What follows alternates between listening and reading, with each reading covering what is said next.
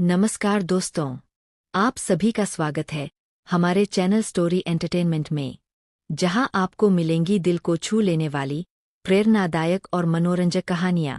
तो चलिए शुरू करते हैं आज की कहानी। बूढ़ी काकी मुंशी प्रेमचंद की अत्यंत मार्मिक और संवेदनशील कहानी है। यह कहानी परिवार, स्वार्थ, उपेक्षा और मानवता जैसे विषयों पर आधारित है। इसमें बताया गया है कि किस प्रकार वृद्ध लोगों की अनदेखी की जाती है और अंत में पश्चाताप के माध्यम से मानवीय संवेदना जागती है। कहानी की मुख्य पात्र एक वृद्ध महिला है, जिन्हें सब बूढ़ी काकी कहते हैं। उनके पति और पुत्र की मृत्यु हो चुकी होती है।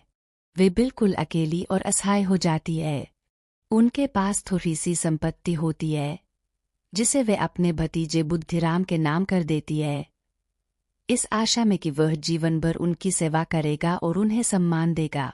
शुरू में बुद्धिराम और उसकी पत्नी रूपा काकी की ठीक ठाक देखभाल करते हैं, क्योंकि संपत्ति उनके नाम नहीं हुई होती। लेकिन जैसे ही संपत्ति उनके नाम हो जाती है, उनका व्यवहार बदल जाता है। वे काकी को बोझ समझने लगते हैं। उन्हें समय पर भोजन नहीं दिया जाता, कभी कभी तो भूखा ही सुला दिया जाता है। बूढ़ी काकी की सबसे बड़ी कमजोरी है स्वादिष्ट भोजन के प्रति लालसा। उम्र के कारण उनकी इंद्रियां कमजोर हो चुकी है। वे ठीक से देख सुन नहीं पाती, चलने फिरने में भी असमर्थ है, लेकिन खाने की इच्छा उनके मन में बनी रहती है। एक दिन बुद्धिराम के घर में उसके बेटे का तिलक समारोह होता है। घर में तरह तरह के पकवान बनते हैं, फूफिया, कचौरियाँ, मिठाइयाँ आदि। पूरे घर में खुशियों का माहौल होता है। रिश्तेदार और मेहमान आते हैं। बूढ़ी काकी अपने कमरे में बैठी स्वादिष्ट व्यंजनों की सुगंध से व्याकुल हो उठती है। उन्हें बहुत भूख लगती है और खाने की तीव्र इच्छा होती है।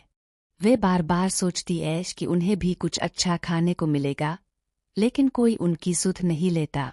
अंततः भूख और लालच से विवश होकर वे रेंगते हुए रसोई की ओर बढ़ती है।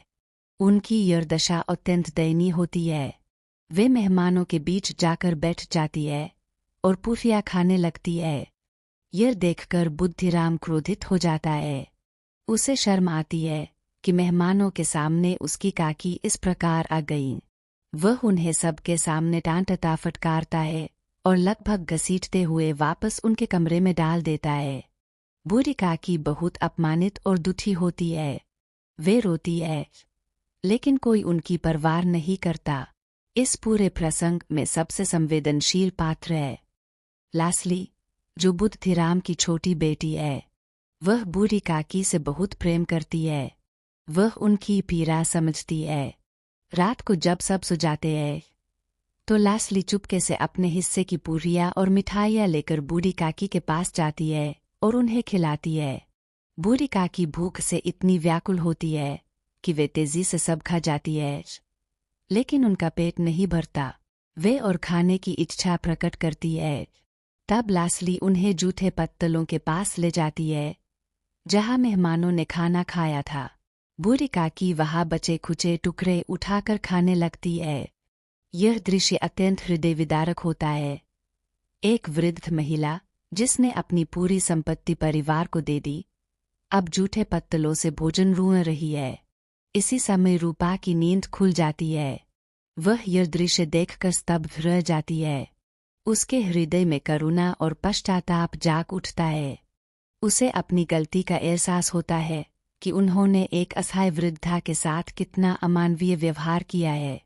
वह तुरंत रसोई से ताजा भोजन लाकर बूढ़ी काकी को सम्मानपूर्वक खिलाती है। उसके व्यवहार में अब सच्चा परिवर्तन आ जाता है। कहानी का अंत सकारात्मक है। रूपा और बुद्धिराम को अपनी गलती का बोध होता है और वे बूढ़ी काकी की सेवा करने का संकल्प लेते हैं। प्रेमचंद इस कहानी के माध्यम से यह संदेश देते हैं कि वृद्धजनों का सम्मान और सेवा करना हमारा नैतिक कर्तव्य है।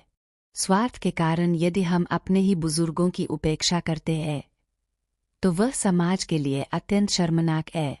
कहानी की प्रमुख बातें: वृद्धावस्था की पीड़ा और असहायता, संपत्ति के कारण बदलते रिश्ते, स्वार्थ और मानवीय संवेदना का संघर्ष।